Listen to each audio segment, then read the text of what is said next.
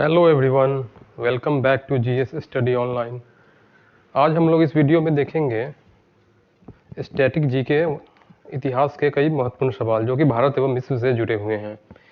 ये one liner question की list है दोस्तों।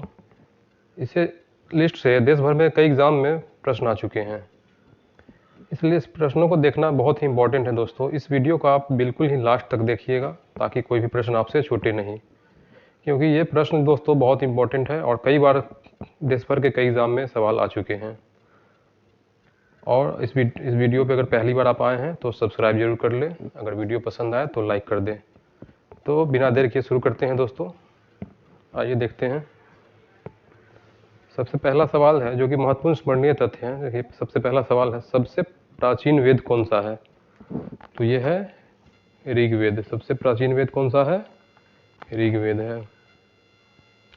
नेक्स्ट है, भारतीय संगीत का जनक कौन सा वेद है? तो यह है सामवेद। भारतीय संगीत का जनक सामवेद। सामवेद में ही भारतीय संगीत का वर्णन किया गया है। अगला सवाल है, गद एवं पद वाला वेद कौन है? ऐसा कौन सा वेद है जिसमें गद एवं पद का व्याख्यान किया गया है? तो यह है यजुर्वेद। नेक्स्ट है, तंत्र मंत्र वाला वेद कौन है? किस वेद में तंत्र मंत्र वर्णन किया गया है? वो है अथर्ववेद। नेक्स्ट है, सबसे प्राचीन पुराण कौन सा है? सबसे प्राचीन पुराण है मत्स्य पुराण। सबसे प्राचीन पुराण कौन सा है? मत्स्य पुराण है। नेक्स्ट है, पुराणों के रचयिता थे कौन? पुराणों के रचयिता थे लोमहर्ष एवं उग्रश्रवा। नेक्स्ट है, स्मृति ग्रंथों में सबसे प्राचीन एवं प्राथमिक है। सबसे प्राचीन एवं प्राथमिक कौन है? मनुस्मृति। स्मृति ग्रंथों में कौन सी स्मृति सबसे प्राचीन एवं प्रामाणिक है? वो है मनुस्मृति। ये आप लोग को याद रखना है दोस्तों, ये बहुत इंपॉर्टेंट सवाल है। नेक्स्ट है, सिंधु सभ्यता की लिपि थी। सिंधु सभ्यता में कौन सी लिपि थी? वो थी भाव चित्रात्मक। भाव चित्रात्मक। नेक्स्ट है, इतिहास का पिता कहा जाता है। इतिहास का पिता किसे कहा जाता है? तो वो है हेरोडोटस को। इतिहास का पिता हेरोडोटस को कहा जाता है।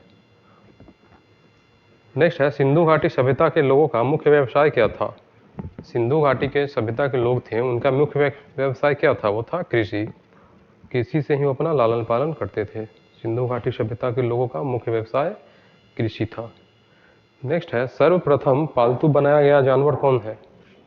तो ये तो आप लोग में से बहुत सारे लोग जानते होंगे दोस्तों कि कुत्ता को ही सर्वप्रथम मनुष्य ने पालतू बनाया था।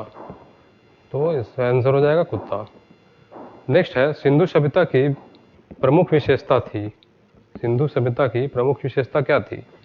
तो ये थी नगर योजना। सिंधु सभ्यता जो है, इसमें विशेषता था कि यह नगर की तरह इसका निर्माण किया गया था।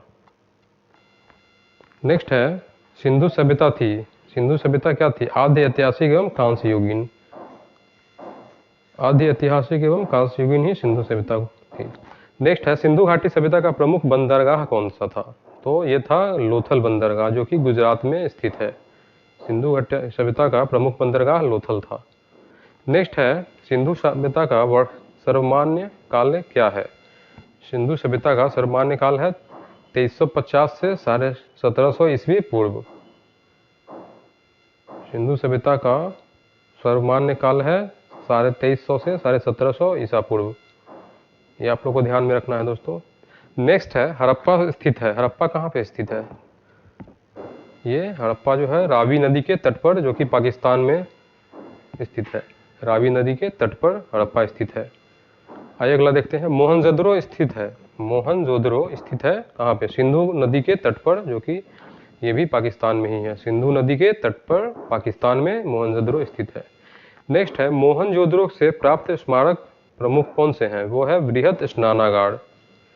स्नानागार जो है वो, बृहत का मतलब होता है विशाल। बृहत स्नानागार। नेक्स्ट है, हड़प्पावासी अनभिज्ञ थे। हड़प्पावासी जो है वो अनभिज्ञ थे किससे? कहने का तात्पर्य है, हड़प्पावासी जो है किसको जानते थे? वो है लोहा। लोहा से। नेक्स्ट है, हड़प्पा के उत्खननकर्ता थे कौन थे वो? हड़प्पा के उत्खननकर्ता कौन थे? वो थे राय बहादुर दयाराम साहनी। दयाराम साहनी जो को ही हड़प्पा के खोजकर्ता के रूप में जाना जाता है, जो कि उन्होंने 1921 ईस्वी में किया था।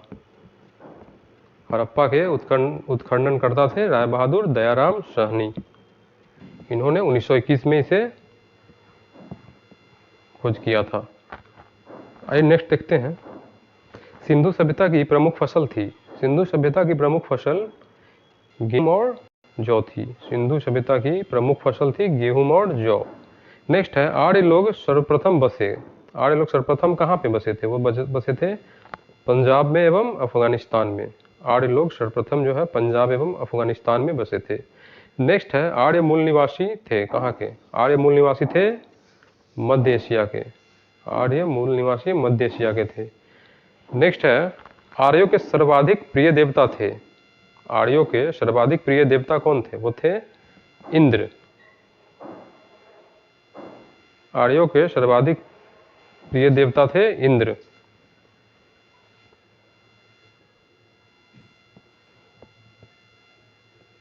नेक्स्ट है आर्यों का प्रिय पशु था। आर्यों का प्रिय पशु का क्या था? वो था घोड़ा। नेक्स्ट है वैदिक सभ्यता के तांबे को कहा जाता था लोहित अयस्क। वैदिक सभ्यता में तांबे को क्या कहा जाता था? वो लोहित अयस्क कहा जाता था। नेक्स्ट है सत्यमेव जयते लिया गया है। सत्यमेव जयते कौन सा उपनिषद से लिया गया है? तो ये मुंडोक उपनिषद से लिया गया है। सत्यमेव जयते जो है हमारा वो मुंडोक उपनिषद से लिया गया है। नेक्स्ट है योग दर्शन के प्रवर्तक थे। तो योग दर्शन के जो प्रवर्तक थे वो थे पतंजलि, महर्षि पतंजलि। नेक्स्ट है सांख्य दर्शन के प्रवर्तक कौन थे? वो है कपिल। सांख्य दर्शक के प्रवर्तक कपिल थे। नेक्स्ट है न्याय दर्शन के प्रवर्तक थे। न्याय दर्शक के प्रवर्तक थे गौतम। न्याय दर्शक के प्रवर्तक कौन थे? वो थे गौतम। नेक्स्ट है पूर्व मीमांसा दर्शन के प्रवर्तक कौन थे? तो ये थे जैमिनी। महाभारत का पुराना नाम था, महाभारत का पुराना नाम जय संहिता था।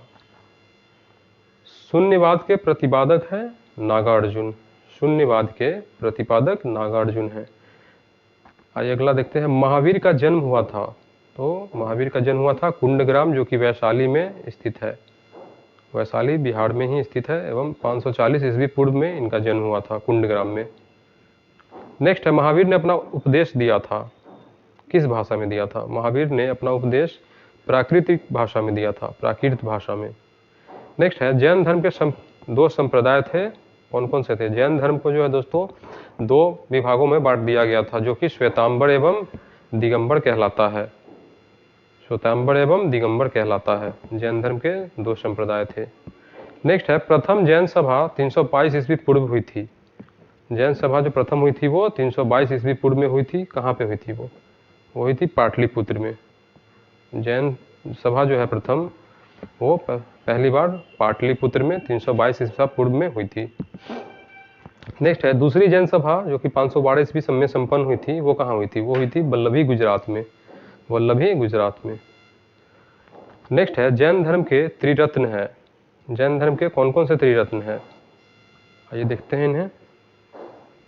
जैन धर्म के त्रिरत्न है सम्यक दर्शन, सम्यक ज्ञान और सम्यक आचरण।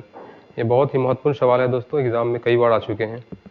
जैन धर्म के त्रिरत्न है सम्यक दर्शन, सम्यक ज्ञान एवं सम्यक आचरण। नेक्स्ट है महावीर के प्रथम अनुयायी थे। महावीर के प्रथम अनुयायी कौन थे? तो ये थे जमाली। जमाली थे, वो महावीर के दामाद भी थे। नेक्स्ट है, आइए नेक्स्ट देखते हैं।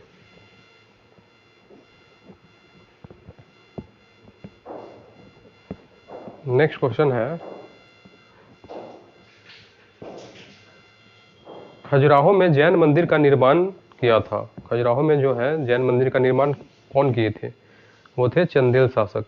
खजुराहो का जो जैन मंदिर है उसका निर्माण चंदेल शासक ने किया था। नेक्स्ट है जैन धर्म का प्रारंभिक इतिहास ज्ञात होता है। जैन धर्म का प्रारंभिक इतिहास किस प्रकार ज्ञात होता है? वो है कल्पसूत्र से। कल्पसूत्र से जैन धर्म का प्रारंभिक इतिहास ज्ञात होता है। महावीर के जीवन कृतियों का विवरण मिलता है। महावीर के जीवन कृतियों का विवरण किससे मिलता है? तो ये मिलता है भगवती सूत्र से। महावीर के जीवन कृत्यों का विवरण भगवती सूत्र से मिलता है। नेक्स्ट है जैन साहित्य को कहा जाता है, जैन साहित्य को क्या कहा जाता है? आगम। जैन साहित्य को आगम कहा जाता है। अगला सवाल है गौतम बुद्ध का जन्म 563 ईस्वी पूर्व में हुआ था, वो कहाँ हुआ था? गौतम बुद्ध का जन्म जो है ये लुम्बिनी कपिलवस्तु में हुआ था, जो कि नेपाल में पड़ता है दोस्तों। गौतम बुद्ध का जन्म 563 ईसा पूर्व में हुआ था लुम्बिनी कपिलवस्तु में, जो कि नेपाल में है। बुद्ध द्वारा गृह त्याग को क्या कहा जाता है? बुद्ध द्वारा गृह त्याग को क्या कहा जाता है? वो कहलाता है महाभिनिष्क्रमण। ये सवाल दोस्तों कई बार एग्जाम में आ चुके हैं। बुद्ध द्वारा गृह त्याग को क्या कहा जाता है? ये कहलाता है महाभिनिष्क्रमण। नेक्स्ट है प्रथम गुरु थे, बुद्ध के प्रथम गुरु कौन थे? वो थे अलार कलाम। बुद्ध द्वारा दिया गया प्रथम उपदेश सारनाथ में कहलाया। बुद्ध जो है प्रथम उपदेश सारनाथ में दिए थे, इसको क्या कहा जाता है? इसे धर्म चक्र प्रवर्तन कहा जाता है। बुद्ध द्वारा जो उपदेश दिया गया था उसे धर्म चक्र प्रवर्तन कहा जाता है। नेक्स्ट है बुद्ध के उपदेश की भाषा थी, बुद्ध के उपदेश की भाषा क्या थी? तो बुद्ध के उपदेश की भाषा को कहा जाता जो है वो पाली भाषा में लिखे थे, पाली। बुद्ध की उपदेश की भाषा थी, जो उन्होंने उपदेश दिया था वो पाली भाषा में दिया था। नेक्स्ट है बुद्ध ने सर्वाधिक उपदेश दिए, बुद्ध ने सर्वाधिक उपदेश कहाँ दिए थे? वो श्रावस्ती कौशल में दिए थे। बुद्ध ने सर्वाधिक उपदेश श्रावस्ती जो कौशल में है। नेक्स्ट है बुद्ध की मृत्यु को कहा गया, बुद्ध की मृत्यु को क्या कहा गया? ये कहलाता है महापरिनिर्वाण। बुद्ध जो अपना शरीर को त्याग किए थे उसे महापरिनिर्वाण के नाम से जाना जाता है। नेक्स्ट है बुद्ध बौद्ध धर्म ग्रहण करने वाली प्रथम महिला थी, वो कौन थी? गौतमी। बौद्ध धर्म को ग्रहण करने वाली प्रथम महिला थी गौतमी। बौद्ध धर्म के त्रिरत्न है, बौद्ध धर्म के तीन रत्न जो है क्या क्या है? वो है बुद्ध, धम्म और संघ। बौद्ध धर्म के त्रिरत्न है बुद्ध, धम्म और संघ। आइए फ्रेंड्स देखते हैं बौद्ध सभाएं या बौद्ध संगीति, जो कि ये टॉपिक ऐसा है दोस्तों इससे एग्जाम में कई बार आ चुके हैं क्वेश्चन।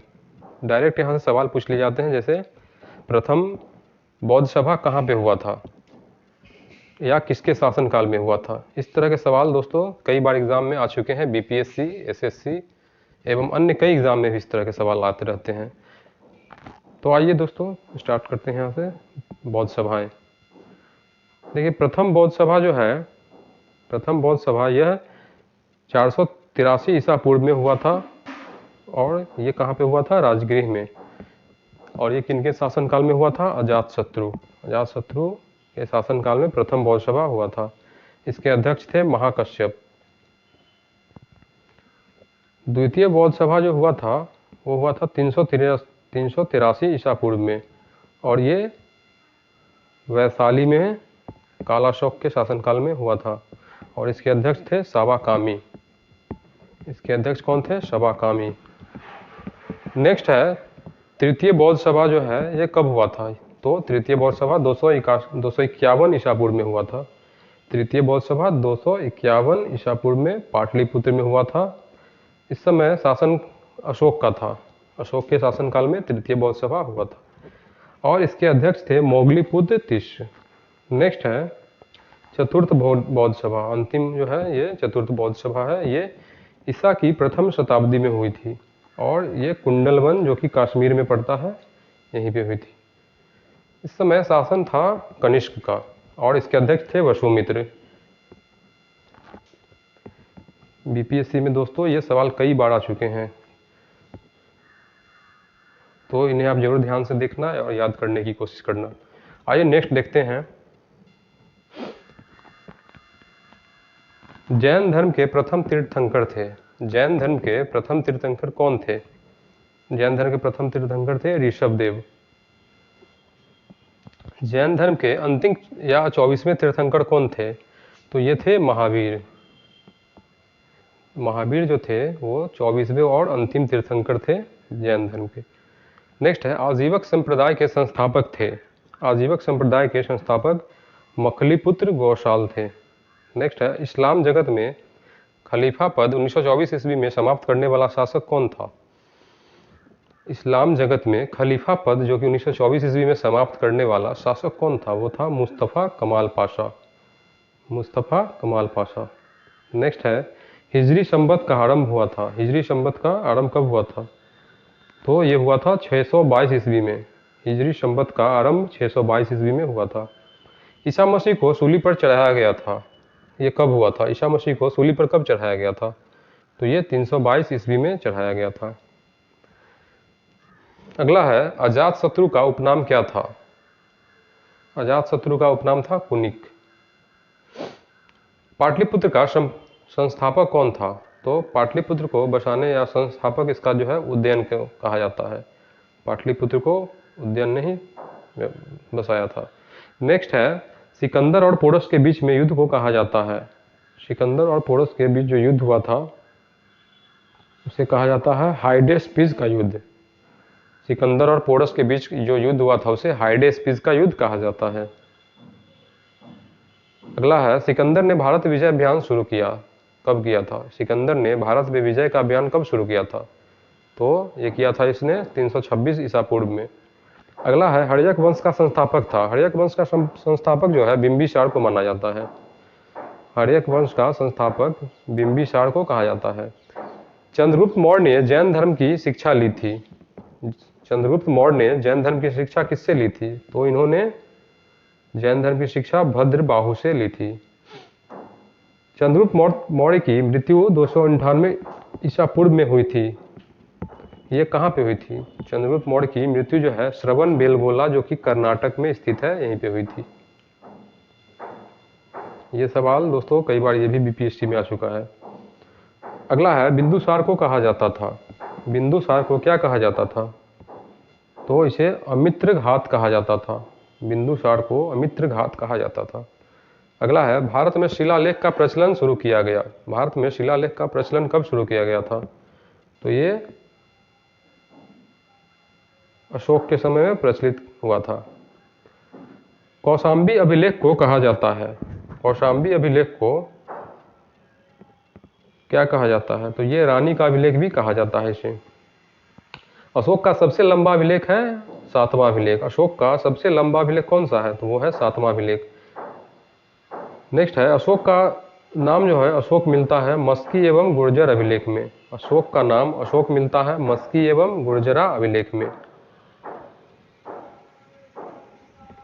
नेक्स्ट है, नंदवंश का शासक था। नंदवंश का शासक कौन था? ये था घनानंद। नंदवंश का शासक घनानंद था।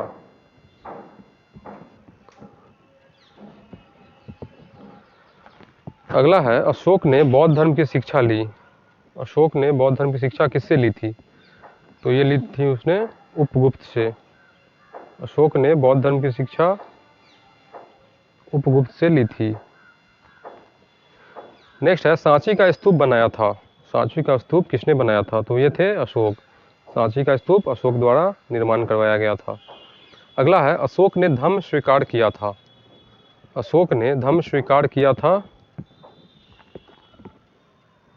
कलिंग युद्ध जो कि 261 ईस्वी पूर्व के बाद। अशोक ने धम्म स्वीकार किया था कलिंग युद्ध 261 ईस्वी पूर्व के बाद। अगला है, श्रीनगर का संस्थापक कौन था? तो श्रीनगर का संस्थापक जो है वो अशोक को ही कहा जाता है। श्रीनगर का संस्थापक अशोक थे। मौर्य वंश का अंतिम शासक कौन था? तो ये थे बृहदर्थ। मौर्य वंश का अंतिम शासक बृहदर्थ थे। आइए दोस्तों आगे देखते हैं। शुंग वंश का संस्थापक कौन था? सवाल है, शुंग वंश का संस्थापक कौन था? तो ये था पुष्यमित्र शुंग। शुंग वंश का स्थापना जो है पुष्यमित्र शुंग को ही कहा जाता है। अगला सवाल है, मरहुत स्तूप को बनवाया था। ये थे पुष्यमित्र शुंग। सर्वप्रथम चांदी के सिक्के का प्रचलन किया गया था। यह कब किसके शासन में किया गया था? चांदी के सिक्कों का प्रचलन सातवाहन के शासन में किया गया था। अगला है, सातवाहनों की प्रमुख स्थापत्य कृतियां हैं। सातवाहनों की प्रमुख स्थापत्य कृतियां हैं वो है कार्ले का चैत्य एवं अमरावती। कला का विकास तथा अजंता एवं एलोरा की गुफाओं का निर्माण।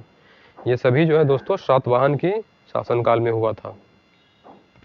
अगला है, भारत में सर्वप्रथम सोने के सिक्के जारी किए गए थे, किसने किए थे? तो ये था यूनानियों ने। भारत में सर्वप्रथम सोने के सिक्कों को जारी किए थे कौन? यूनानियों ने किए थे। अगला है, कनिष्क का राज कवि था। कनिष्क का राज कवि कौन था? तो ये था अश्वघोष। कनिष्क का राज कवि था अश्वघोष। अगला है, कनिष्क के राजवैद्य चरक द्वारा लिखी गई पुस्तक है। कनिष्क के जो राज वैद्य थे, जिन्हें चरक के नाम से जाना जाता है, उनके द्वारा लिखी हुई एक पुस्तक है जिसे चरक संहिता कहा जाता है। इसमें आयुर्वेद के बारे में बहुत सारी जानकारियां हैं, जो कि किताब का नाम है चरक संहिता, और ये राजवैद्य थे अशोक के, उन्हीं के द्वारा ये पुस्तक लिखी गई थी, जिसे चरक संहिता के नाम से जाना जाता है। आइए अगला देखते हैं, भारत का आइंस्टीन कहा जाता है। भारत का आइंस्टीन किसे कहा जाता है? तो ये थे नागार्जुन। भारत का आइंस्टीन नागार्जुन को कहा जाता है।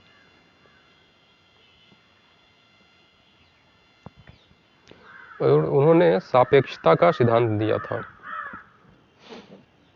कला का गांधार शैली तथा मथुरा शैली का विकास हुआ था।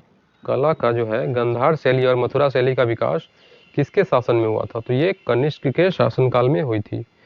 अगला है, गुप्त वंश का संस्थापक कौन था? तो ये हैं श्रीगुप्त। गुप्त वंश के संस्थापक थे श्रीगुप्त। नेक्स्ट देखते हैं, समुद्रगुप्त का दरबारी कवि था। समुद्रगुप्त का दरबारी कवि कौन था? ये थे हरिसेन। दरबारी कवि थे हरिसेन। नेक्स्ट है, चंद्रगुप्त द्वितीय के शासनकाल में भारत आने वाला चीनी यात्री कौन था? तो ये था फाहियान। फाहियान जो है ये एक चीनी यात्री था, जो कि चंद्रगुप्त द्वितीय के शासनकाल में भारत आया था। अगला है, नालंदा विश्वविद्यालय का संस्थापक कौन था? तो ये था कुमारगुप्त। नालंदा विश्वविद्यालय जो है, इसकी जो स्थापना हुई थी ये कुमारगुप्त के द्वारा की गई थी, इसलिए इसे संस्थापक कहा जाता है नालंदा विश्वविद्यालय का। अगला है, गुप्त वंश का अंतिम शासक कौन था? तो गुप्त वंश का अंतिम शासक जो था वो था भानुगुप्त। आइए नेक्स्ट देखते हैं फ्रेंड्स, चंद्रगुप्त द्वितीय के शासनकाल में संस्कृत के प्रसिद्ध कवि थे। चंद्रगुप्त द्वितीय के शासनकाल में संस्कृत के प्रसिद्ध कवि वो थे कालिदास। चंद्रगुप्त द्वितीय के दरबारी आयुर्वेदाचार्य थे। आयुर्वेदाचार्य कौन थे? धन्वंतरी। चंद्रगुप्त द्वितीय के दरबारी आयुर्वेदाचार्य थे धन्वंतरी। गुप्त काल में विष्णु शर्मा द्वारा लिखी पुस्तक जो बाइबिल के बाद विश्व में दूसरा स्थान रखता है, वो है पंचतंत्र, जो कि संस्कृत में लिखी गई है। विष्णु शर्मा के द्वारा लिखी हुई पुस्तक है पंचतंत्र, जो कि गुप्त काल में लिखी गई थी। पृथ्वी सूर्य के चारों ओर घूमती है, सर्वप्रथम बताया था किसने? ये बताए थे आर्यभट्ट ने। पृथ्वी सूर्य के चारों ओर घूमती है, सर्वप्रथम आर्यभट्ट ने ही बताया था, ये गुप्त काल में बतलाए थे इन्होंने। पुराणों की रचना हुई थी। पुराणों की रचना किस काल में हुई थी? तो ये गुप्त काल में हुई थी। पुराणों की रचना गुप्त काल में हुई थी। भारतीय इतिहास की स्वर्ण युग कहा जाता है। भारतीय इतिहास के स्वर्ण युग किसे कहा जाता है? गोल्डन एरा जो है इंडियन हिस्ट्री का, वो गुप्त काल को कहा जाता है, गुप्त काल। नेक्स्ट है, मंदिर निर्माण एवं दशमलव प्रणाली का जन्म हुआ था। ये हुआ था मंदिर निर्माण एवं दशमलव प्रणाली का जन्म हुआ था गुप्त काल में। आइए फ्रेंड्स नेक्स्ट देखते हैं, गुप्त काल के खगोलविद थे। गुप्त काल के खगोलविद कौन थे? वो थे वाराहमिहिर। वाराहमिहिर। नेक्स्ट है, स्कंदगुप्त के शासनकाल में आक्रमण हुआ था हुनों का।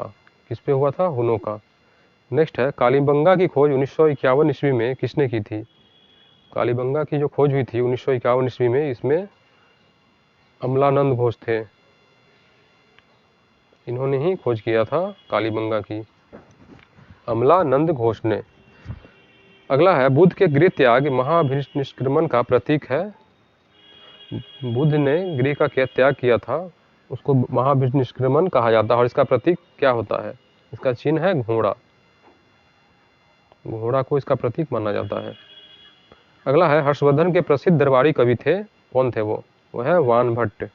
हर्षवर्धन के प्रसिद्ध दरबारी कवि थे बाणभट्ट, और ये इन्होंने हर्षचरित को लिखा था। हर्षचरित के लेखक है बाणभट्ट। नेक्स्ट है, चीनी यात्री ह्वेनसांग भारत आया था। चीनी यात्री ह्वेनसांग भारत कब आया था? तो यह आया था हर्षवर्धन के शासनकाल में। चीनी यात्री ह्वेनसांग भारत हर्षवर्धन के शासनकाल में आया था। ये प्रश्न दोस्तों बहुत ही इंपॉर्टेंट है, ये कई बार एग्जाम में आ चुका है, इसे आप जरूर ध्यान से देखना। और इसे याद करने का एक ट्रिक है दोस्तों, चीनी यात्री ह्वेनसांग, देखिए ये भी ह से ही है और यह ह से ही है दोनों। इसे आप याद करने में आपको बहुत ही सहायता मिलेगा। चीनी यात्री ह्वेनसांग भारत आया था हर्षवर्धन के शासनकाल में। ह्वेनसांग का भी ह से ही स्टार्ट होता है और हर्षवर्धन भी ह से। इस तरह आप दोस्तों इसे याद कर सकते हैं। अगला है, 10 कुमार चरित्र के लेखक दंडी दरबारी कवि थे। 10 कुमार चरित्र के लेखक जो हैं दंडी दरबारी कवि, ये नरसिंह वर्मन प्रथम के थे। अगला है, कांची के कैलाश मंदिर राज सिद्धेश्वर मंदिर का निर्माण करवाया था। कांची का जो कैलाश मंदिर है, जिसे राज सिद्धेश्वर मंदिर के नाम से भी जाना जाता है, इसका निर्माण नरसिंह वर्मन द्वितीय ने किया था। नरसिंह वर्मन द्वितीय ने किया था। अगला है, महाबलीपुरम के एकाश्मक रथों का निर्माण करवाया था। महाबलीपुरम के एकाश्मक रथों का निर्माण किसने किया था? तो ये थे नरसिंह वर्मन प्रथम। महाबलीपुरम के एकाश्मक रथों का निर्माण नरसिंह वर्मन प्रथम, जो कि पल्लव वंश के थे, इन्होंने ही करवाया था। अगला है, एलोरा के प्रसिद्ध कैलाश मंदिर का निर्माण करता कृष्ण प्रथम था। एलोरा का जो प्रसिद्ध कैलाश मंदिर है, इसका निर्माण करता कृष्ण प्रथम था। वो क्या था? वो था राष्ट्रकूशो वंश का। किस वंश का था? राष्ट्रकूट वंश का। राष्ट्रकूट वंश का था। अगला है, पल्लवों की राजधानी थी। पल्लवों की राजधानी कांची थी। पल्लवों की राजधानी कांची थी। नेक्स्ट है, एलोरा एवं एलिफेंटा महाराष्ट्र गुहा मंदिर का निर्माण कब हुआ था? एलोरा का और एलिफेंटा का जो मंदिर है, जो कि महाराष्ट्र में स्थित है, इसका निर्माण हुआ था राष्ट्रकूट के समय। अगला है, मिताक्षरा नामक ग्रंथ के रचनाकार थे। मिताक्षरा नामक जो एक ग्रंथ है, इसके रचनाकार कौन थे? वो थे विज्ञानेश्वर। विज्ञानेश्वर। अगला है, ऐहोल अभिलेख का संबंध है। ऐहोल अभिलेख का संबंध है पुलिकेशिन द्वितीय से। पुलकेशिन द्वितीय से। अगला है, विक्रमशिला विश्वविद्यालय की स्थापना की थी। तो विक्रमशिला विश्वविद्यालय की स्थापना धर्मपाल, जो कि पाल वंश का शासक था, इसी ने करवाया था विक्रमशिला विश्वविद्यालय का स्थापना। अगला है, पृथ्वीराज रासो के रचयिता थे। पृथ्वीराज रासो के रचयिता चंद्रवरदाई थे। अगला है, भीम प्रथम के शासनकाल में सोमनाथ मंदिर पर आक्रमण किसने किया था? तो ये किया था महमूद गजनी ने। महमूद गजनी ने सोमनाथ मंदिर पे आक्रमण किया था, ये और इसने 1025 ईस्वी में किया था ये आक्रमण। माउंट आबू पर्वत राजस्थान पर दिलवारा का जैन मंदिर बनवाया था। ये कौन बनवाया था? माउंट आबू पे राजस्थान में जो है दिलवारा जैन मंदिर, ये भीम प्रथम के सामंत विमल ने बनवाया था। अगला है, 1518 ईस्वी में राणा सांगा एवं इब्राहिम लोदी के बीच जो युद्ध हुआ था, इस युद्ध को किस नाम से जाना जाता है? तो ये था खतौली का युद्ध। ये था खतौली का युद्ध।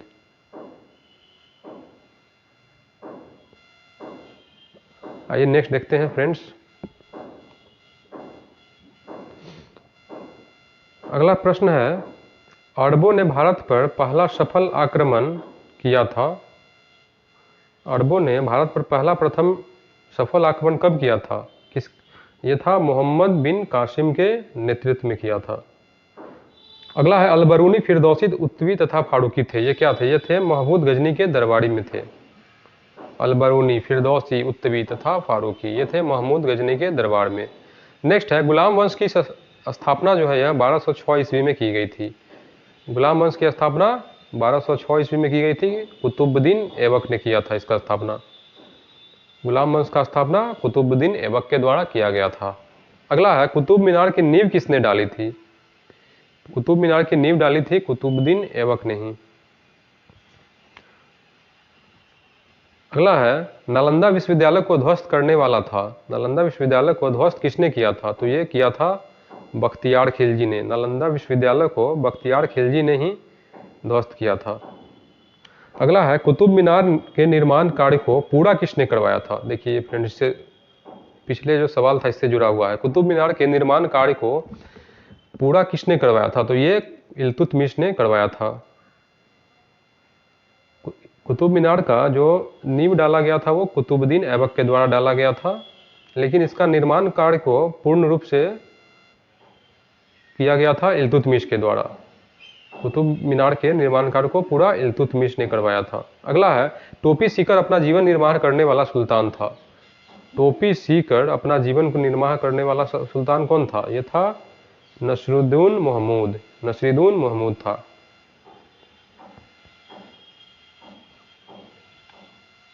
अगला प्रश्न देखते हैं फ्रेंड्स। लौह एवं रक्त की नीति का पालन किसने किया था? लौह एवं रक्त की नीति को पालन किया था बलबन ने। ये किया था बलबन ने। लौह एवं रक्त की नीति बलबन ने पालन किया था। अगला है, अमीर खुसरो दरबारी कवि था किसका? अमीर खुसरो जो है यह दरबारी कवि अलाउद्दीन खिलजी एवं बलबन का था। अगला है, घोड़ा दागने एवं सैनिकों का हुलिया लिखने की प्रथा चलाई थी अलाउद्दीन खिलजी ने। नेक्स्ट है, तूतीय हिंद के नाम से जाना जाता है। तूतीय हिंद के नाम से किसे जाना जाता है? तो ये थे अमीर खुसरो को। तूतीय हिंद के नाम से अमीर खुसरो को जाना जाता है। अगला है, पीतल एवं तांबा का सिक्का चलवाया था, किसने चलवाया था? ये थे मोहम्मद बिन तुगलक। पीतल एवं तांबा का सिक्का जो है किस शासक के समय चलाया गया था? ये थे मोहम्मद बिन तुगलक। अगला है, 1336 ईस्वी में स्वतंत्र राज्य विजयनगर की स्थापना की थी। विजयनगर साम्राज्य की स्थापना जो है 1336 ईस्वी में हुई थी और यह हरिहर एवं बुक्का ने इसका शुरुआत किया था, स्थापना किया था। यह दोस्तों कई बार एसएससी एवं बीपीएससी में सवाल आ चुका है। डायरेक्ट यहाँ से सवाल आ जाते हैं कि विजयनगर साम्राज्य की स्थापना किसके द्वारा करवाया गया था? तो ये था, इसका जवाब हो जाएगा हरिहर एवं बुक्का। नेक्स्ट है, पगला या सनकी सुल्तान कहा जाता था। पगला या सनकी सुल्तान किसे कहा जाता था? तो यह है मोहम्मद बिन तुगलक को। मोहम्मद बिन तुगलक को सनकी सुल्तान भी कहा जाता था। नेक्स्ट है, विजयनगर की राजधानी थी। विजयनगर की राजधानी कहाँ थी? ये हम्पी में है, जो कि हम्पी जो है कर्नाटक में स्थित है। नेक्स्ट है, लोदी वंश का संस्थापक था। तो लोदी वंश का संस्थापक था बहलोल लोदी। लोदी वंश का संस्थापक बहलोल लोदी था। आंध्र भोज किसे कहा जाता है? आंध्र भोज कहा जाता था कृष्णदेव राय को। आंध्र भोज कृष्णदेव राय को कहा जाता था। अगला है, 1448 ईस्वी में चित्तौड़ में विजय स्तंभ की स्थापना की थी। चित्तौड़ में जो विजय स्तंभ है उसकी स्थापना राणा कुंभा ने की थी। मुगल वंश का संस्थापक था। तो मुगल वंश का संस्थापक था बाबर। मुगल वंश का स्थापना बाबर ने किया था। अगला है, हुमायूं नामा की रचना की थी। हुमायूं नामा की रचना ये गुलबदन बेगम ने की थी। तेनालीराम दरबारी थे। तेनालीराम जो दरबारी थे किसके दरबार में थे? ये कृष्णदेव राय के दरबार में थे तेनालीराम। लाख बख्श कहा जाता था। लाख बख्श कुतुबुद्दीन ऐबक को कहा जाता था। कुतुबुद्दीन ऐबक को लाख बख्श कहा जाता था। बाजार नियंत्रण व्यवस्था लागू की थी। बाजार का नियंत्रण व्यवस्था जो है उसे लागू किया गया था अलाउद्दीन खिलजी ने। अलाउद्दीन खिलजी ने उसे लागू किया था। बहमनी साम्राज्य की राजधानी थी। बहमनी साम्राज्य की राजधानी गुलबर्गा थी। गुलबर्गा। आगरा नगर की स्थापना 1504 में की थी। आगरा नगर की स्थापना 1504 ईस्वी में सिकंदर लोदी ने की थी। अमीर खुसरो के गुरु थे। अमीर खुसरो एक सूफी संत थे। उनके गुरु थे निजामुद्दीन औलिया। अमीर खुसरो के गुरु थे निजामुद्दीन औलिया। अगला है, खजुराहो मंदिर बना है। खजुराहो मंदिर जो है ये नागढ़ शैली में बना है। खजुराहो मंदिर किस शैली में बना है? सवाल इस तरह आएंगे दोस्तों, खजुराहो मंदिर किस शैली में बना है? तो इसका जवाब हो जाएगा नागढ़ शैली में। अगला है, अशोक के अभिलेख के सर्वप्रथम 1837 ईस्वी में पढ़ा था। अशोक का जो अभिलेख है उसको सर्वप्रथम 1837 ईस्वी में किसके द्वारा पढ़ा गया था? ये जेम्स प्रीसेम्प के द्वारा पढ़ा गया था। जेम्स प्रीसेम्प। अगला है, विक्रम संवत प्रारंभ हुआ था। विक्रम संवत जो है ये कब प्रारंभ हुआ था? तो ये 58 ईसा पूर्व में प्रारंभ हुआ था विक्रम संवत। विक्रम संवत। सवाल इस तरह आएंगे दोस्तों, विक्रम संवत जो है वो कब प्रारंभ हुआ था? तो जवाब हो जाएगा 58 ईसा पूर्व में। अगला है, राष्ट्रीय पंचांग आधारित है। राष्ट्रीय पंचांग जो है किस पर आधारित है? भारत का जो अपना राष्ट्रीय पंचांग है वो किस पर आधारित है? तो ये शक संवत पे आधारित है, शक संवत पे आधारित है। इक्ता सेना का गठन किया था, इक्ता सेना का गठन इल्तुतमिश ने किया था। इक्ता सेना का गठन इल्तुतमिश के द्वारा किया गया था। गुरु नानक का जन्म हुआ था, गुरु नानक का जन्म पंजाब के तलवंडी में हुआ था। होयसल की वंश की राजधानी कौन थी? होयसल वंश की राजधानी द्वार समुद्र थी। होयसल वंश की राजधानी द्वार समुद्र थी। होयसल वंश की राजधानी थी द्वार समुद्र। अगला है अकबर की माँ का नाम था, अकबर की माँ का नाम था हमीदा बानो। अकबर की माँ थी हमीदा बानो।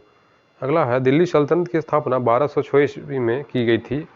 दिल्ली सल्तनत की स्थापना जो है वो 1206 ईस्वी में की गई थी कुतुबुद्दीन ऐबक के द्वारा। कुतुबुद्दीन ऐबक के द्वारा 1206 ईस्वी में। तुगलकनामा के लेखक हैं अमीर खुसरो। तुगलकनामा के लेखक जो है वो अमीर खुसरो हैं। सैयद वंश का संस्थापक था खिज्र खां। सैयद वंश का संस्थापक था खिज्र खां। अगला है कुतुब मीनार का निर्माण किया गया था। कुतुब मीनार का निर्माण किसके यादगार में किया गया था? सवाल इस तरह होंगे दोस्तों, कुतुब मीनार का निर्माण जो है वो किसकी स्मृति में किया गया था? तो ये इसका सही जवाब हो जाएगा बख्तियार काकी की स्मृति में। बख्तियार काकी की स्मृति में कुतुब मीनार का निर्माण किया गया था। दिल्ली का पहला मुसलमान शासक कौन था? दिल्ली का जो पहला मुसलमान शासक था वो था कुतुबुद्दीन ऐबक। कुतुबुद्दीन ऐबक। कुतुबुद्दीन ऐबक ने ही कुतुब मीनार की नींव रखी थी। अगला है मंदिर निर्माण कला में विमान शैली का प्रचलन हुआ था। मंदिर की निर्माण कला में विमान शैली का प्रचलन कब हुआ था? तो ये हुआ था चोल वंश के शासन में। मंदिर निर्माण कला में विमान शैली का प्रचलन चोल वंश के शासन में हुआ था।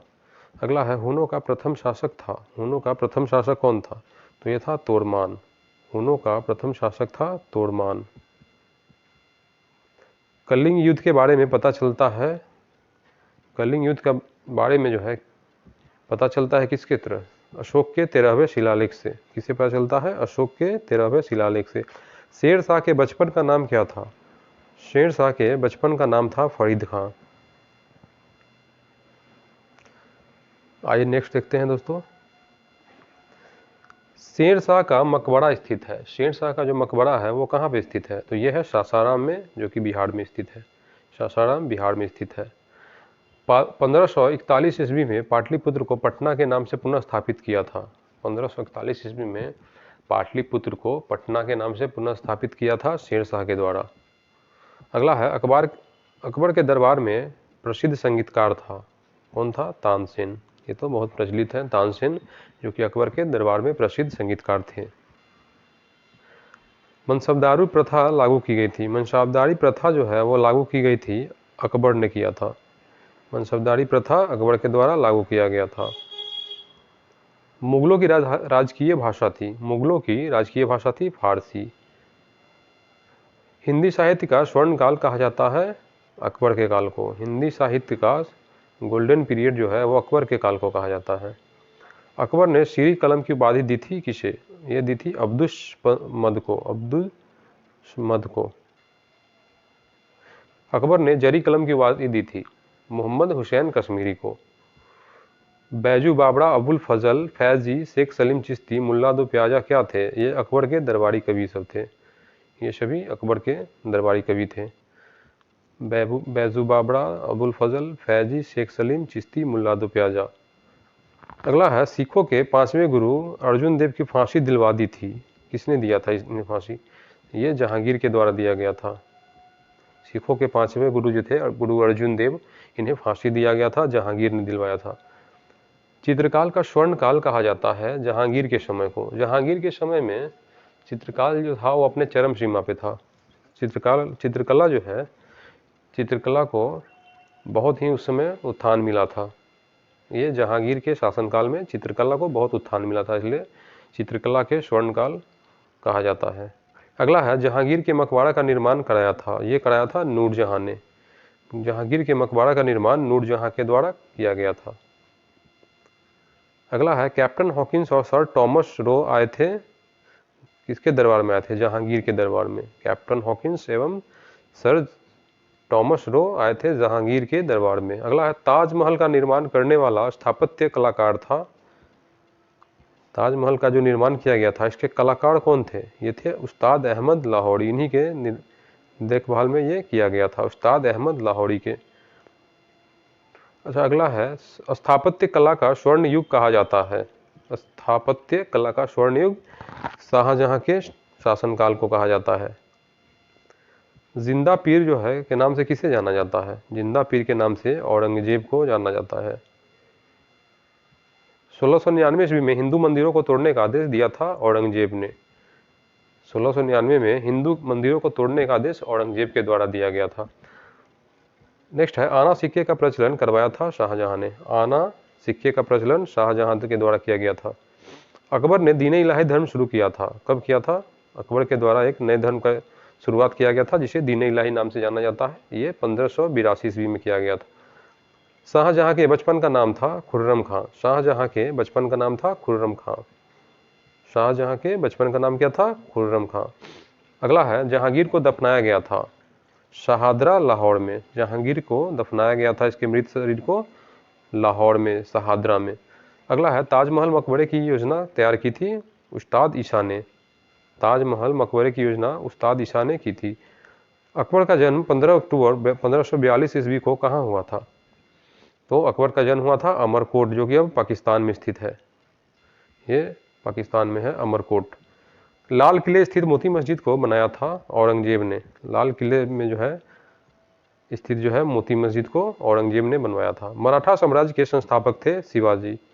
मराठा साम्राज्य के संस्थापक कौन थे? तो ये थे शिवाजी।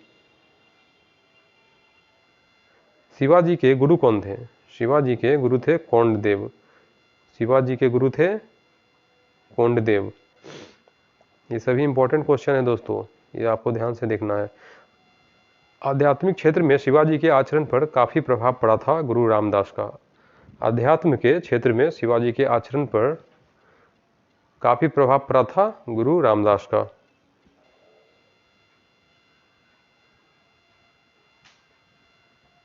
अगला है पुंदर की संधि 1665 ईस्वी में हुई थी महाराजा जय सिंह एवं शिवाजी के बीच। पुरंदर की संधि जो है 1665 ईस्वी में हुई थी किसके बीच? महाराजा जय सिंह एवं शिवाजी के बीच हुई थी। शिवाजी के मंत्रिमंडल को कहा जाता था अष्टप्रधान। शिवाजी के मंत्रिमंडल को अष्टप्रधान कहा जाता था। शिवाजी के काल में चौथ और सरदेशमुखी था एक कर था, एक टैक्स था। शिवाजी के काल में दो तरह के टैक्स थे, चौथ और सरदेशमुखी। ये एक प्रकार के कर थे। मराठा राज्य का दूसरा संस्थापक माना जाता है बालाजी विश्वनाथ को। मराठा राज्य का दूसरा जो है संस्थापक किसे माना जाता है? यह है बालाजी विश्वनाथ को। बीरबल का मूल नाम क्या था? बीरबल का मूल नाम था महेश दास। बीरबल का मूल नाम महेश दास था। लंपट मूर्ख कहा जाता था ये जहांदार शाह को। लंपट मूर्ख जहांदार शाह को कहा जाता था। मुगल वंश का घृणित कायर कहा गया है। मुगल वंश का घृणित कायर कहा गया है फर्रुखसियर को। अगला है रंगीला बादशाह कहा जाता था मोहम्मद शाह को। रंगीला बादशाह किसे कहा जाता था? मोहम्मद शाह को। मुगल शासन काल में शासक निर्माता कहलाते थे। मुगल काल में शासक निर्माता कहलाते थे कौन? ये थे सैयद बंधु हुसैन अली खां एवं अब्दुल्ला खां। हुसैन अली खां एवं अब्दुल्ला खां। ईरान का नेपोलियन कहा जाता था नादिर शाह को। ईरान का नेपोलियन नादिर शाह को कहा जाता था। तख्ते ताउस मयूर सिंहासन पर बैठने वाला अंतिम शासक था मोहम्मद शाह। तख्ते ताउस यानी कि मयूर सिंहासन पर बैठने वाला अंतिम शासक था मोहम्मद शाह। अगला है अंतिम मुगल शासक था बहादुर शाह जफर। अंतिम मुगल शाह कौन था? मुगल शासक बहादुर शाह जफर द्वितीय। बहादुर शाह जफर द्वितीय। अगला है भारत आने वाला प्रथम पुर्तगाली था। भारत में आने वाले प्रथम पुर्तगाली कौन थे? वो थे वास्को डी गामा। भारत की खोज किसने की थी? यानी कि क्वेश्चन में ही कहा जा रहा है दोस्तों, भारत की खोज किसने की थी? तो ये थे वास्को डी गामा, जो कि 1498 ईस्वी में भारत के खोज किए थे। अगला है 1505 ईस्वी में भारत में प्रथम पुर्तगाली वायसराय बनकर आया था फ्रांसिस्को द अल्मेडा। ये क्वेश्चन दोस्तों कई बार एग्जाम में पूछे जा चुके हैं। डायरेक्ट यहाँ से क्वेश्चन इस तरह आते हैं कि भारत में प्रथम पुर्तगाली वायसराय कौन बना था, तो ये थे फ्रांसिस्को द अल्मेडा। आइए नेक्स्ट देखते हैं। पुर्तगालियों ने अपनी पहली कोठी कहाँ पे खोली थी? पुर्तगालियों ने अपनी पहली कोठी कोचीन में खोली थी। पुर्तगालियों ने अपनी पहली कोठी कोचीन में, जो कि केरल में स्थित है, वहीं पे खोली थी। अंग्रेजों ने प्रथम व्यापारिक कोठी फैक्ट्री जो है 1608 में खोली थी, कहाँ पे? अंग्रेजों ने सर्वप्रथम व्यापारिक कोठी 1608 ईस्वी में सूरत में, गुजरात में सूरत में खोली थी। अगला है, भारत में प्रथम फ्रांसीसी गवर्नर कौन थे? ये थे डुप्ले। भारत में प्रथम फ्रांसीसी गवर्नर थे डुप्ले। अगला है, भारत आने वाले विदेशियों का सही क्रम है, मतलब भारत में जो है किन क्रम में जो है सब विदेशी सर्वप्रथम कौन आए, उसके बाद कौन आए, ये पूछा जा रहा है। ये सवाल दोस्तों एग्जाम में कई बार आ चुके हैं कि भारत में सबसे सर्वप्रथम जो है कौन विदेशी आए थे। तो देखिए इसका क्रम देखते हैं हम लोग। सर्वप्रथम जो है भारत में विदेशियों का क्रम देखिए, सबसे पहले पुर्तगाली आए, उसके बाद डच आए, फिर उसके बाद अंग्रेजी आए, अंग्रेज ब्रिटिश यानी कि ब्रिटिश, फिर फ्रांसीसी। अगला है, मगध साम्राज्य के राजवंश का सही क्रम है। मगध साम्राज्य के राजवंश का सही क्रम क्या है? तो देखिए ये हडयक, शिशुनाग, नंद, मौर्य, सुंग, कण्व वंश एवं हसीन मौनसुक वंश, ये एक सही क्रम है मगध साम्राज्य के राजवंश का। अगला है, सल्तनत काल में वंश का सही क्रम क्या है? सल्तनत काल के वंश का सही क्रम है गुलाम वंश, फिर खिलजी वंश आया, फिर तुगलक वंश, फिर सैयद वंश, फिर लोदी वंश। अगला है, मुगल साम्राज्य के प्रमुख शासकों का सही क्रम है। मुगल साम्राज्य के जो प्रमुख शासक थे उनका सही क्रम क्या है? तो देखिए सर्वप्रथम तो बाबर आया, उसके बाद बाबर का हुआ लड़का हुमायूं, हुमायूं के बाद अकबर, अकबर के बाद जहांगीर, जहांगीर के बाद शाहजहां एवं शाहजहां का पुत्र औरंगजेब। ये सही क्रम है दोस्तों मुगल साम्राज्य का। अगला है, बक्सर की लड़ाई जो कि 1764 ईस्वी में अंग्रेज सेनापति कौन था इस समय? तो ये था सर हेक्टर मुनरो। बक्सर की लड़ाई जो कि 1764 ईस्वी में हुई थी, ये अंग्रेज सेनापति कौन था? सर हेक्टर मुनरो था। अगला है, पुर्तगालियों ने गोवा पर कब्जा कब किया था? पुर्तगालियों ने दोस्तों गोवा पे कब्जा किया था 1510 ईस्वी में। पुर्तगालियों ने गोवा पर कब्जा किया था 1510 ईस्वी में। गुरुमुखी लिपि का आरंभ किया गया था। गुरुमुखी लिपि का आरंभ किया गया था किसके द्वारा? तो ये गुरु अंगद द्वारा, जो गुरु के सिखों के गुरु थे, गुरु अंगद। अगला है, आदि ग्रंथ की रचना किए थे। आदि ग्रंथ की रचना गुरु गोविंद, आदि ग्रंथ की रचना जो है गुरु अर्जुन देव ने किया था। आदि ग्रंथ की रचना किए थे गुरु अर्जुन देव। अगला है, 1699 ईस्वी में खालसा पंथ की स्थापना की थी गुरु गोविंद सिंह ने। खालसा पंथ की स्थापना गुरु गोविंद सिंह ने की थी।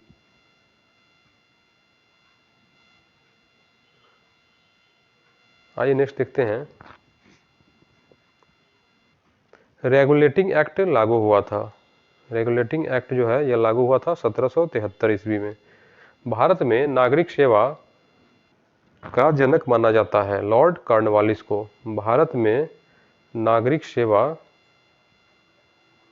का जनक माना जाता है, यानी कि सिविल सर्विसेज का जो जनक है वो लॉर्ड कॉर्नवालिस को कहा जाता है। भारत में सिविल सर्विसेज, जिसे अभी आईएएस के नाम से जानते हैं हम लोग, सिविल सर्विसेज का जो जनक है वो लॉर्ड कॉर्नवालिस को माना जाता है।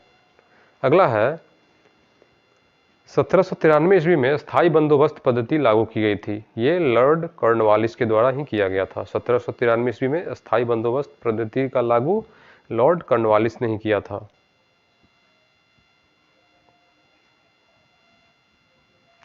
सहायक संधि की पद्धति शुरू की थी। सहायक संधि की पद्धति लॉर्ड वेलेस्ली ने किया था। सती प्रथा को समाप्त करने वाला गवर्नर जनरल कौन था? तो सती प्रथा को समाप्त किया था लॉर्ड विलियम बेंटिक ने। लॉर्ड विलियम बेंटिक ने किया था। अगला है, मैकाले की अनुशंसा पर अंग्रेजी को शिक्षा का माध्यम बनाया गया था, किसके द्वारा? मैकाले की अनुशंसा पर अंग्रेजी को शिक्षा का माध्यम लॉर्ड विलियम बेंटिक के द्वारा ही बनाया गया था। अगला है, ठगी प्रथा का अंत एवं शिशु बालिका की हत्या पर प्रतिबंध लगाया था। ये लॉर्ड विलियम बेंटिक ने किया था। ये सभी दोस्तों इंपॉर्टेंट है, ये सवाल डायरेक्ट यहाँ से पूछ लिए जाते हैं, इस तरह से कई बार आ चुके हैं एग्जाम में। आइए नेक्स्ट देखते हैं, भारतीय प्रेस का मुक्तिदाता कहा जाता है। भारतीय प्रेस, इंडियन प्रेस का मुक्तिदाता किसे कहा जाता है? तो ये थे चार्ल्स मेटकॉफ को। अगला है, भारतीय रेलवे का जनक माना जाता है डलहौजी को। भारतीय रेलवे का जनक लॉर्ड डलहौजी को ही माना जाता है। 1853 ईस्वी में सर्वप्रथम जो है भारत में रेल चली थी और लॉर्ड डलहौजी को ही माना जाता है। भारत उस समय गवर्नर थे जो कि। आइए नेक्स्ट देखते हैं, 1854 ईस्वी में भारत में पहली बार डाक टिकट का प्रचलन किया गया। ये लॉर्ड डलहौजी ने के ही शासन, इसमें गवर्नर जनरल थे उस समय लॉर्ड डलहौजी। अगला है, तार सेवा की शुरुआत की गई थी। तार सेवा का जो शुरुआत किया गया था उस समय भी गवर्नर जनरल लॉर्ड डलहौजी ही थे। अगला है, भारतीय नागरिक सेवा हेतु पहली बार प्रतियोगिता परीक्षा शुरू की गई। भारतीय नागरिक सेवा हेतु पहली बार जो प्रतियोगिता परीक्षा यानी कि कंपटीशन एग्ज़ाम जो है वो शुरू किया गया था, लॉर्ड डलहौजी के काल में ही किया गया था।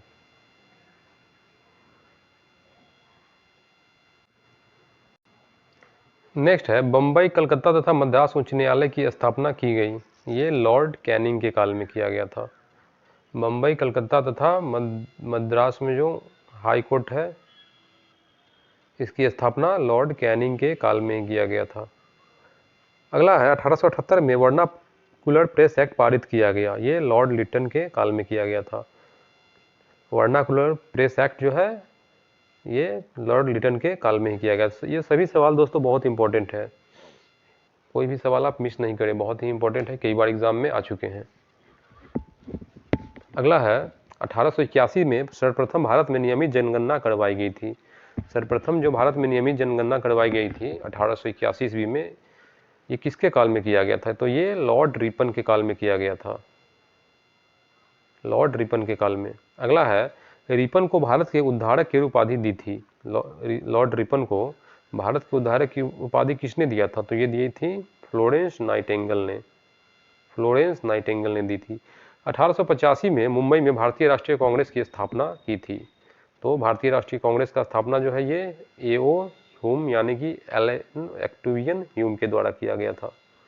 एलन ऑक्टेवियन ह्यूम के द्वारा किया गया था 1885 में मुंबई में भारतीय राष्ट्रीय कांग्रेस की स्थापना। 1905 में बंगाल विभाजन हुआ था। किसके काल में? 1905 में जो बंगाल विभाजन हुआ था ये लॉर्ड कर्जन के काल में हुआ था। अगला है, आगा खां एवं सलीम उल्लाह खां के द्वारा 1906 ईस्वी में मुस्लिम लीग की स्थापना की गई थी। कब, कहाँ पे हुई थी? ढाका में। अगला है, भारत की राजधानी दिल्ली बनी थी। भारत की राजधानी दिल्ली कब बनी थी? नई दिल्ली, ये 1912 ईस्वी में बनी थी। तिलक और एनी बेसेंट ने होम रूल लीग की स्थापना की थी 1915 में। तिलक और एनी बेसेंट ने होम रूल लीग की स्थापना 1915 में की थी। रॉलेट एक्ट पारित हुआ था। रॉलेट एक्ट कब पारित हुआ था? 1919 में। आइए नेक्स्ट पेज पे देखते हैं, जलियांवाला बाग जो कि अमृतसर में है, हत्याकांड कब हुआ था? ये 13 अप्रैल 1919 को हुआ था। ये सवाल तो बहुत ही इंपॉर्टेंट है दोस्तों, कई बार एग्जाम में आ चुके हैं।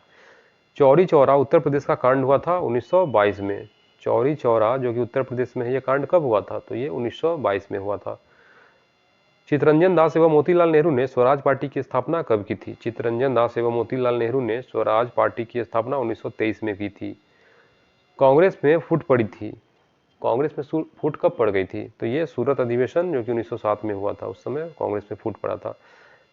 एम.एन. राय ने भारतीय कम्युनिस्ट पार्टी का गठन किया। ये 1921 में किया गया था। एम.एन. राय द्वारा भारतीय कम्युनिस्ट पार्टी का गठन 1921 ईस्वी में। साइमन कमीशन बम्बई पहुंचा था। साइमन कमीशन बम्बई कब पहुंचा था? ये 1928 ईस्वी में पहुंचा था। अगला है, भारत में थियोसॉफिकल सोसाइटी ने अपना पहला मुख्यालय कहाँ पे खोला था? तो थियोसॉफिकल सोसाइटी का पहला मुख्यालय था अड्यार में, जो कि 1882 ईस्वी में। नेक्स्ट देखते हैं, गांधी जी द्वारा सविनय अवज्ञा आंदोलन प्रारंभ किया गया था 1930 में। सविनय अवज्ञा आंदोलन जो है ये 1930 में प्रारंभ किया गया था गांधी जी के द्वारा, 1930 ईस्वी में। गांधी इरविन समझौता हुआ था। गांधी इरविन पैक्ट जो है, यानी कि गांधी इरविन समझौता, ये 5 मार्च 1931 को हुआ था। 5 मार्च 1931 को हुआ था। महात्मा गांधी एवं अम्बेडकर के बीच पूना पैक्ट कब हुआ था? महात्मा गांधी एवं BR अम्बेडकर के बीच पूना पैक्ट जो है ये 25 सितंबर 1932 को हुआ था। 25 सितंबर 1932 को हुआ था। अगला है, भारत सरकार अधिनियम पास किया गया था 1935 में। भारत सरकार अधिनियम 1935 में पास किया गया था। सुभाष चंद्र बोस ने फॉरवर्ड ब्लॉक की स्थापना की थी 1939 में। सुभाष चंद्र बोस के द्वारा फॉरवर्ड ब्लॉक की स्थापना कब हुई थी? तो ये हुई थी 1939 ईस्वी में। लाहौर अधिवेशन में सबसे पहले पाकिस्तान की मांग की गई थी, कब की गई थी? लाहौर अधिवेशन जो हुआ था इसमें सबसे पहले जो पाकिस्तान की मांग की गई थी 1940 में। क्रिप्स मिशन भारत कब आया था? तो क्रिप्स मिशन भारत आया था 1942 ईस्वी में। क्रिप्स मिशन भारत आया था 1942 ईस्वी में।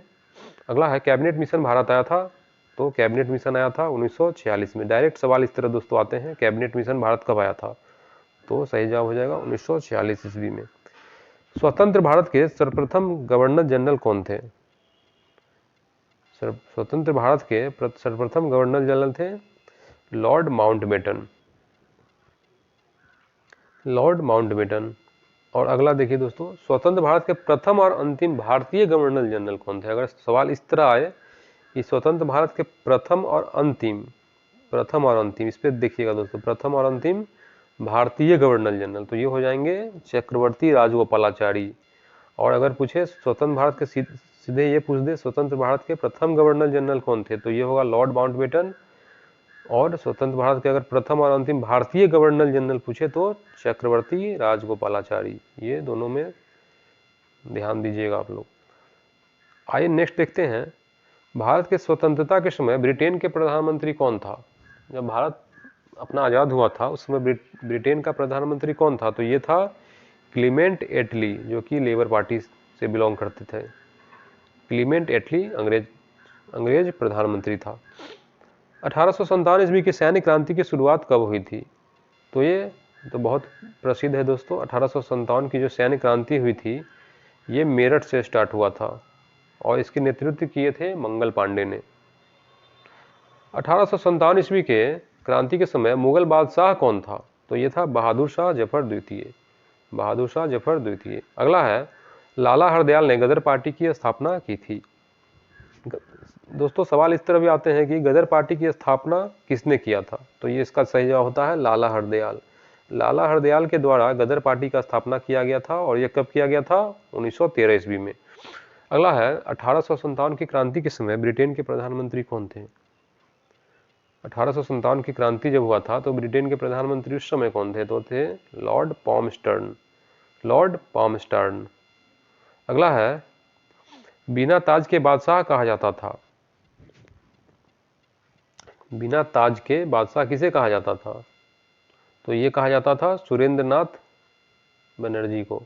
बिना ताज के बादशाह सुरेंद्रनाथ बनर्जी को कहा जाता था।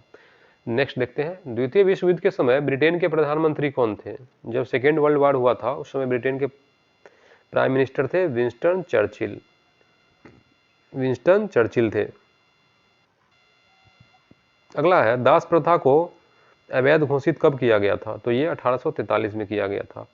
दास प्रथा को अवैध घोषित किया गया था 1843 में। अगला है, विवेकानंद के बचपन का नाम था। स्वामी विवेकानंद थे, उनके बचपन का नाम क्या था? तो ये था नरेंद्रनाथ। विवेकानंद के बचपन का नाम था नरेंद्रनाथ। 1857 के विद्रोह के समय भारत का गवर्नर जनरल कौन था? 1857 का जब विद्रोह हुआ था तब भारत का गवर्नर जनरल था Lord Canning. Lord Canning. Next है, 1924 में महात्मा गांधी भारतीय राष्ट्रीय कांग्रेस के अध्यक्ष बने थे। किस अधिवेशन में बने थे? तो ये हो जाएगा सही जवाब बेलगांव अधिवेशन में, जो कि कर्नाटक में है। बिहार में 1857 ईस्वी की क्रांति का नेतृत्व किया था वीर कुंवर सिंह ने। बिहार में जो 1857 की क्रांति हुआ था उसका नेतृत्व वीर कुंवर सिंह के द्वारा किया गया था।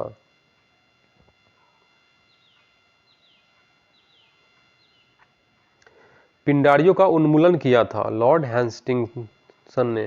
लॉर्ड हेस्टिंग्स ने। पिंडारियों का उन्मूलन लॉर्ड हेस्टिंग्स ने किया था। अगला है इलाहाबाद की संधि हुई थी। इलाहाबाद की संधि कब हुई थी? आइए देखते हैं सही जवाब 1765 में। इलाहाबाद की संधि 1765 में हुई थी। गोलकुंडा की संधि हुई थी। गोलकुंडा की संधि हुई थी 1656 में। गोलकुंडा की संधि कब हुई थी? 1656 में हुई थी।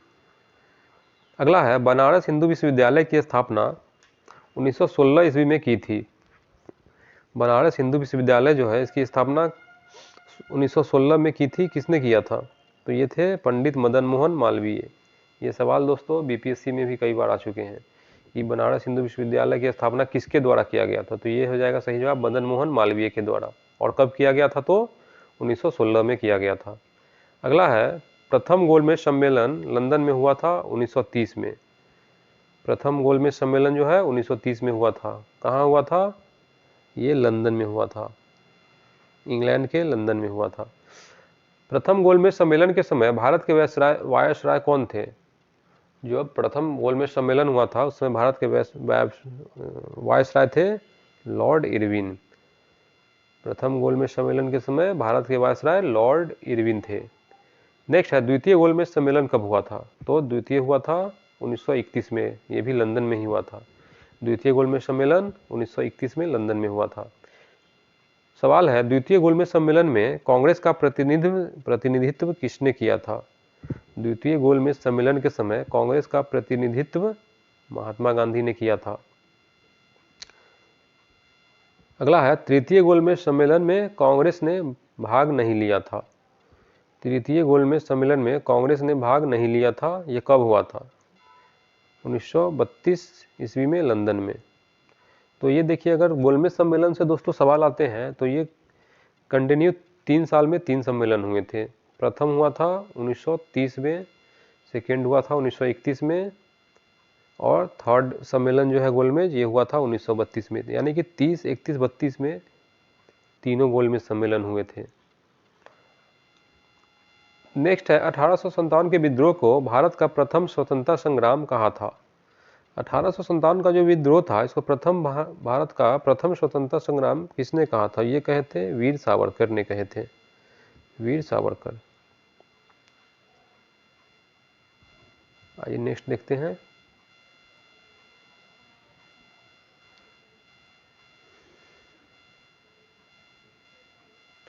पूर्ण स्वतंत्रता की मांग का प्रस्ताव रखा गया था कब? कंप्लीट इंडिपेंडेंस का जो प्रस्ताव था इसका मांग लाहौर अधिवेशन में रखा गया था जो कि 1929 में हुई थी। लाहौर अधिवेशन कब हुआ था? ये सवाल आ सकता है दोस्तों 1929 में। चंडीगढ़ शहर का डिजाइन बनाया था। चंडीगढ़ जो है ये प्लांट सिटी है दोस्तों और इसका जो डिजाइन बनाया गया था ये ली कॉर्बुजियर ने किया था। इसका डिजाइनिंग ली कॉर्बुजियर ने किया था चंडीगढ़ शहर का। चंडीगढ़ शहर जो है एक प्लांट सिटी है और इसका डिजाइन ली कॉर्बुजियर के द्वारा किया गया था। अगला है गांधी जी को नंगा फकीर कहा जाता था। गांधी जी को नंगा फकीर कहा था, किसने कहा था? विंस्टन चर्चिल जो है इसी ने गांधी जी को नंगा फकीर कहा था। विंस्टन चर्चिल ने गांधी जी को नंगा फकीर कहा था। काला कानून कहा जाता है रॉलेट एक्ट को। काला कानून किस एक्ट को कहा जाता है? रॉलेट एक्ट को। स्वदेशी आंदोलन प्रारंभ हुआ था 1905 में। स्वदेशी आंदोलन कब प्रारंभ हुआ था? तो ये हुआ था 1905 ईस्वी में। कांग्रेस का प्रथम अधिवेशन मुंबई में 1885 में की अध्यक्षता जो है ये किसके द्वारा हुआ था? तो कांग्रेस का जो प्रथम अधिवेशन था 1885 का इसका अध्यक्ष थे वेमोस चंद्र बनर्जी, WC बनर्जी। मोपला विद्रोह मालाबार केरल में हुआ था। ये कब हुआ था? 1921 में। मोपला विद्रोह जो है कहाँ पे हुआ था ये दोस्तों याद रखना होगा आप लोगों को, बहुत इंपॉर्टेंट है, यहाँ से सवाल कई बार आ चुके हैं। मोपला विद्रोह मालाबार केरल में हुआ था और ये कब हुआ था? 1921 में। अहोम विद्रोह असम में हुआ था। अहोम विद्रोह असम में हुआ था, यह कब हुआ था? 1828 में। कूका आंदोलन, कूका आंदोलन जो है यह पंजाब में हुआ था। कूका आंदोलन पंजाब में हुआ था।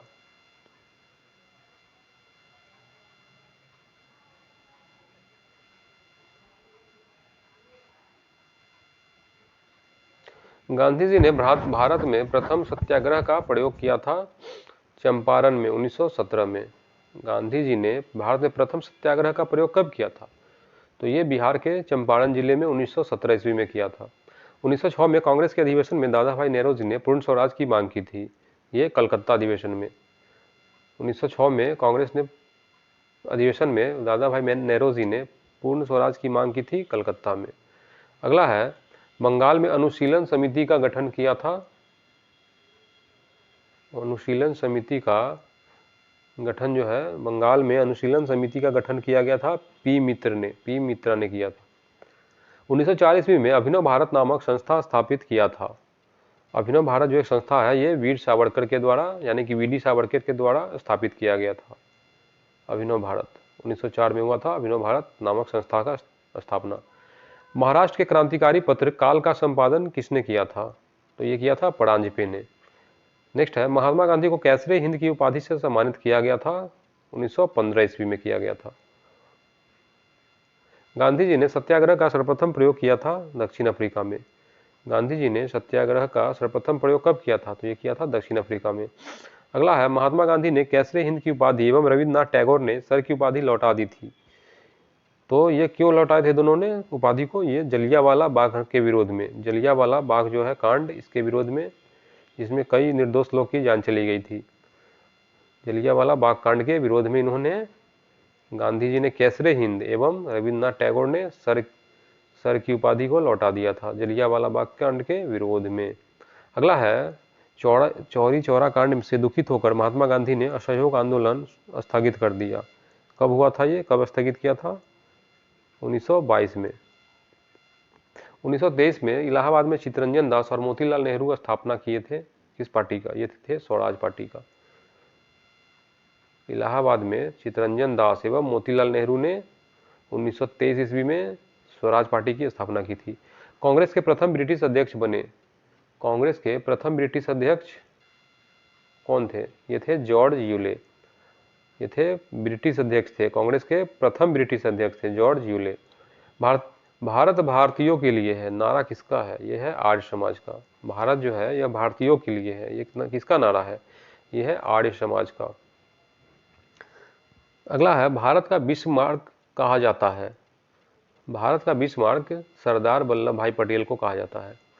अगला है, भारतीय पुनर्जागरण का पिता किसे कहा जाता है? तो यह है राजा राम मोहन राय को। भारतीय पुनर्जागरण का पिता कहा जाता है राजा राम मोहन राय को। अगला है, भारत का पितामह grand old man of India, यह है दादा भाई नेहरू। ये सभी सवाल दोस्तों बहुत ही इंपॉर्टेंट है, कई बार बीपीएससी, एसएससी एवं अन्य कई एग्जाम में आ चुके हैं, इसलिए आप कोई भी सवाल मिस न करें, ध्यान से देखें। अगला है, भारतीय हरिजन सेवक संघ की स्थापना जो है, हरिजन सेवक संघ की स्थापना ये गांधी जी के द्वारा किया गया था। पाकिस्तान शब्द का जन्मदाता था। पाकिस्तान शब्द को किसने जन्म दिया था? तो ये था चौधरी रहमत अली। चौधरी रहमत अली ने किया था पाकिस्तान शब्द का शुरुआत। अगला है, डिवाइन कॉमेडी के लेखक हैं। डिवाइन कॉमेडी के लेखक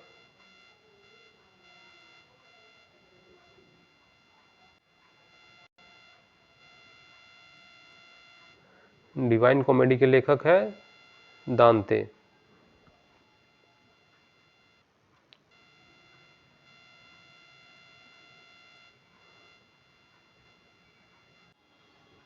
डिवाइन कॉमेडी के लेखक हैं दांते। अगला है, सर्वप्रथम पुनर्जागरण का प्रारंभ हुआ था। सर्वप्रथम जो है पुनर्जागरण का प्रारंभ इटली में हुआ था। आधुनिक राजनीतिक दर्शन का जनक कौन है? आधुनिक राजनीतिक दर्शन जो है इसका जनक है मैकियावेली। मैकियावेली। द प्रिंस के लेखक है मैकियावेली। द प्रिंस के लेखक है मैकियावेली। द लास्ट सपर और मोनालिसा के चित्रकार हैं, द लास्ट सपर और मोनालिसा के चित्रकार है Leonardo da Vinci. The last judgement कृति है, यह माइकल एंजल की कृति है। नेक्स्ट है, मेडोना चित्र के चित्रकार हैं राफेल। मेडोना चित्र के चित्रकार है राफेल। अगला है, आधुनिक प्रयोगात्मक विज्ञान का जन्मदाता माना जाता है रोजर बेकन को। रोजर बेकन को, जो कि इंग्लैंड के थे। अगला है रोमियो एंड जूलियट अमर कृति है शेक्सपियर की। रोमियो और जूलियट जो कृति है वो किसकी एक कृति है? यह है शेक्सपियर की कृति। अगला है ग्रह सूर्य के चारों ओर घूमते हैं, सर्वप्रथम किसने बताया था? सभी ग्रह जो हैं वो सूर्य के चारों ओर घूमते हैं, यह सर्वप्रथम बताया था केपलर ने, जो जर्मनी के थे वैज्ञानिक केपलर। अगला है धर्म सुधार आंदोलन की शुरुआत हुई थी इंग्लैंड में। धर्म सुधारक आंदोलन की शुरुआत इंग्लैंड में हुई थी। तो फ्रेंड्स, ये था हमारा आज का इम्पोर्टेंट टॉपिक। इस वीडियो में इतना ही आज के लिए। मिलते हैं दोस्तों अपने अगले वीडियो में, तब तक के लिए गुड बाय एवं जय हिंद। और हाँ दोस्तों, आप अगर वीडियो में पहली बार आए हैं तो सब्सक्राइब ज़रूर कर दें, और अगर यह वीडियो आपको पसंद आया तो लाइक ज़रूर कर दें। तो goodbye friends, thanks for watching.